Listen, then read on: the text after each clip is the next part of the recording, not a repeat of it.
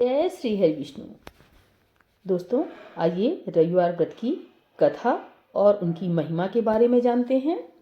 दोस्तों, रविवार के दिन सूर्य देव की कृपा पाने के लिए सबसे उत्तम दिन माना गया है। इस दिन उनके मंत्रों का जाप और सूर्य देव के समय अर्घ्य देना चाहिए। सूर्य प्रत्यक्ष देवता है जिनका दर्शन पृथ्वी में कहीं भी रहते हुए किया जा सकता है। सूर्य देव अपने भक्तों के सभी कष्टों को दूर करते हैं। आइए सुनते हैं रविवार व्रत की कथा। रविवार के व्रत की तरह ही इस व्रत की कथा भी रोचक है। प्राचीन काल में एक नगर में एक वृद्धा रहती थी। उनका नियम था कि वह हर रविवार घर आंगन गोबर से लीप कर भोजन तैयार करती और सूर्यदेव को भोग लगाकर ही भोजन करती थी। ऐसा व्रत करने से उनका घर अनेक प्रकार के धन्य धान्य से पूर्ण था। श्री हरि की कृपा से घर में किसी प्रकार का विघ्न या दुख नहीं था।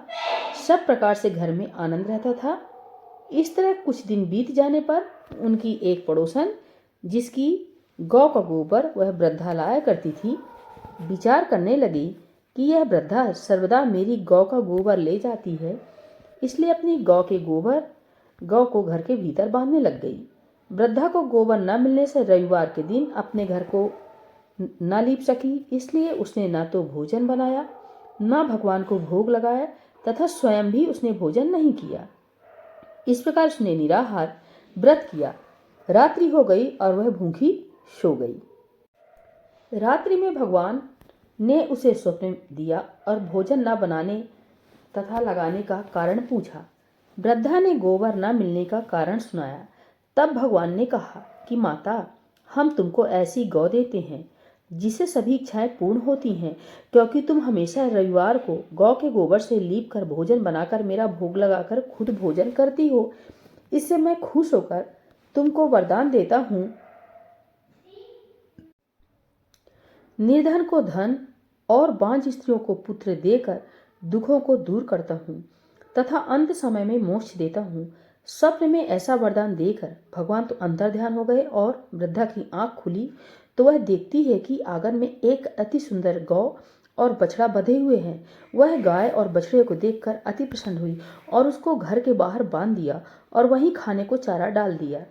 जब उसकी पड़ोसन वृद्धा ने घर के बाहर एक अति सुंदर गौ और बछड़े को देखा तो द्वेष के कारण उसका हृदय जल उठा और उसने देखा कि गाय ने सोने का गोबर किया है, तो वह उस गाय का गोबर ले गई और अपनी गाय का गोबर उसकी जगह रख गई।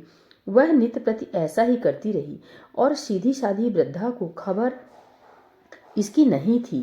तब सर्वव्यापी ईश्वर ने सोचा कि चालाक पड़ोसन के कर्म से वृद्धा ठगी जा रही है, तो ईश्वर ने संध्या के समय अपनी माया से बड़े जोर की आंधी चला दी। वृद्धा ने आंधी के भय से अपनी गौ को भीतर बांध लिया।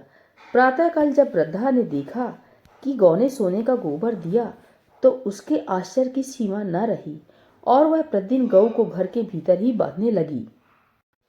उधर पड़ोसन ने देखा कि बुढ़िया गौ को घर के भीतर बांधने लगी है और उसका सोने का गोबर उठाने का दांव नहीं चल रहा, तो वह ईर्ष्या और डाह से जल उठी और कुछ उपाय न देख पड़ोसन ने उस देश के राजा की सभा में जाकर कहा, महाराज, मेरे पड़ोस में एक वृद्धा के पास ऐसी गऊ है जो आप जैसे राजाओं के ही योग्य है।